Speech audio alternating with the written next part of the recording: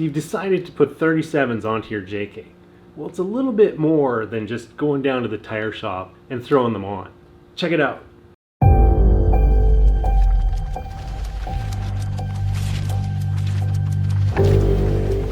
While 35s are a great tire size and will be more than adequate for most off-road trails, a rig with 37s really has a whole different driving experience, especially on more challenging trails where that extra ground clearance is needed.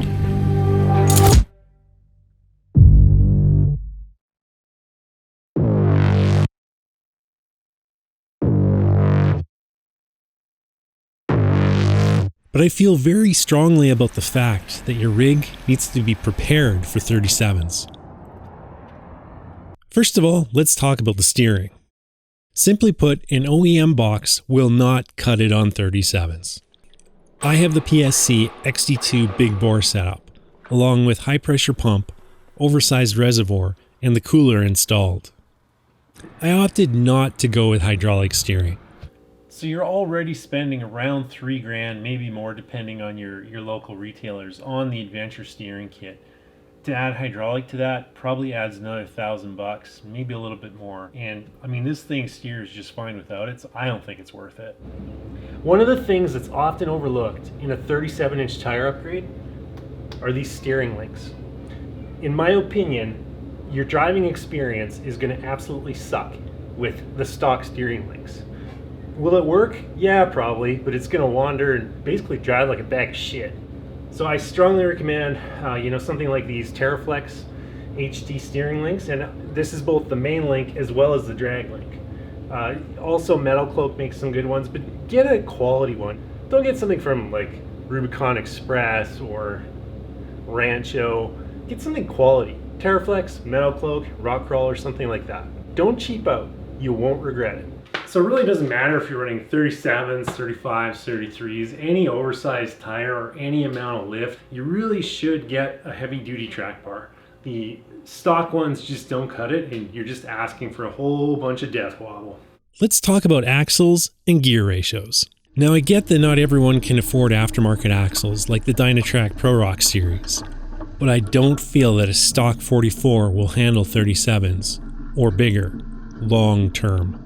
I'm sure some dude out there is going to comment that he's been running 37s on his Dana 30s for like 10 years and he's done like 17 honor badge trails. You know, I've done honor badge trails. They all have bypasses. So awesome. You've run 37s on a weak axle for 10 years and you're proud of it. Good for you. That's not for me. I want peace of mind. I want to know that I'm not going to break something stupid out on the trails. And I'm pretty sure that none of the owners of the Jeeps shown in these pictures would disagree with me. Pro Rocks, with their 3.1 inches of half-inch thick steel, won't need any reinforcement. You can see how much smaller the tubes are on the Dana, and how tiny the 44Cs are. That being said, there is a cheaper alternative than a complete aftermarket axle set.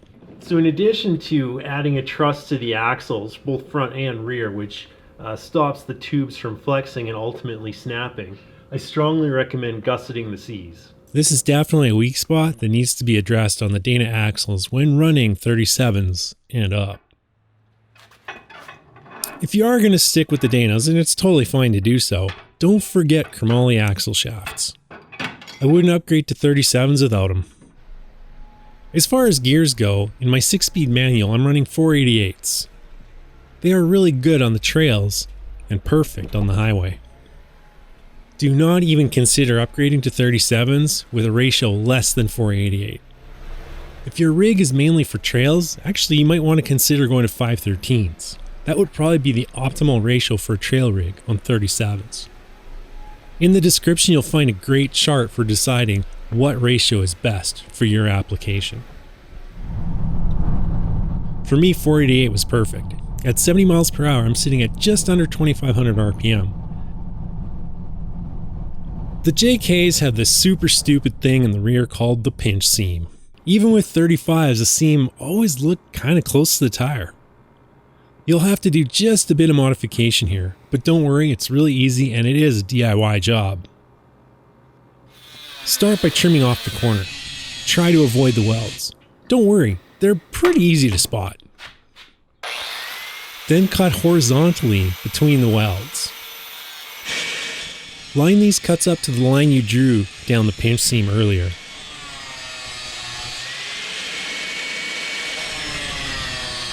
Then fold the tabs over and hammer them back.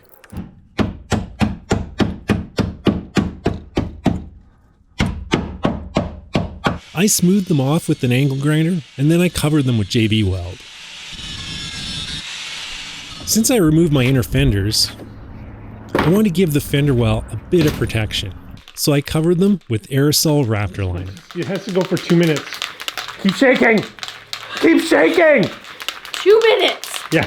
Why didn't you tell me that before? Don't stop! Come shake something, he said. It'll be fun, he said. I love having slaves. Shake, shake, shake. Shake, shake, shake. Shake that bottle. Shake that bottle. Once your minion has adequately shook the aerosol to activate the hardening agent, simply spray on the liner.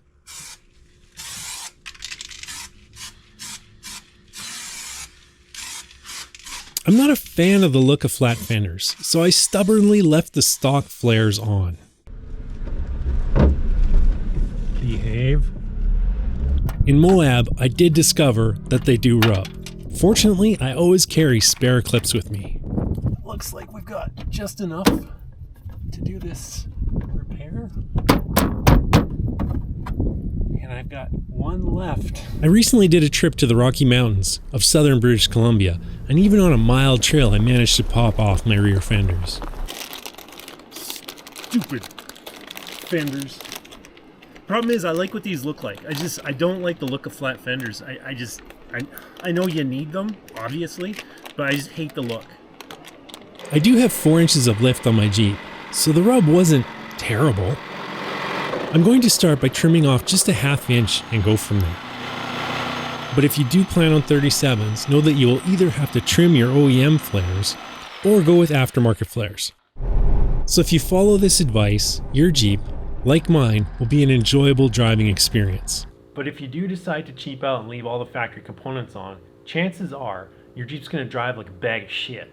You could end up on the trail with a major breakdown like a broken axle shaft or worst case scenario, a busted up axle tube. And that's what I'm trying to avoid.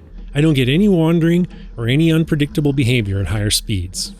I essentially have a Jeep that drives perfectly down the highway, and I have peace of mind out on the trails. Now, I've been building Ruby up slowly over time, so it wasn't a major financial investment when I did decide to go to 37s. And you can do the same. My advice is to start from the inside and work your way out. You know, axles, axle shafts, steering components, fender flares, and then get your 37s. Do it over time and it won't be so bad. Now, these are just my opinions. This is my Jeep.